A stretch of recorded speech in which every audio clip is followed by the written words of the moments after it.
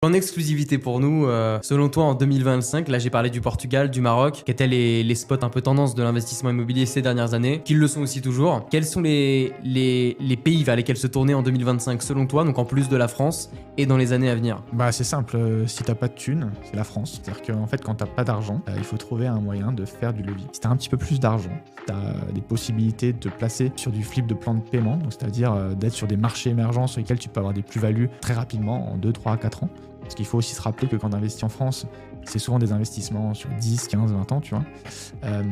Si tu as plus de cash, moi je regarderais la Géorgie et le Vietnam en ce moment, avec quand même un focus sur la Géorgie. C'est un marché qui est extrêmement exotique, surtout pour un public français. Quand tu arrives sur un nouveau marché, sur un marché émergent, tu as forcément des risques qui sont différents que sur un marché développé. Ce qu'il faut que tu réfléchisses, c'est à la prime de risque. C'est-à-dire que quand tu investis sur un marché émergent, tu vas acheter moins cher.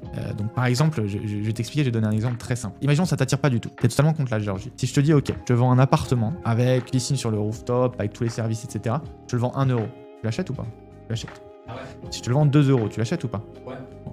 Ce que je veux dire, c'est que quand tu es un investisseur, la réponse, c'est pas oui, non. La réponse, c'est ça dépend du prix. Et tu vois, par exemple, si tu visites un bien immobilier, qu'il est défoncé le bien immobilier, qu'il n'y a plus rien qui marche, etc. Il y a beaucoup de gens qui vont faire ah non, ça j'en veux pas. Ça, ce sont des mauvais investisseurs.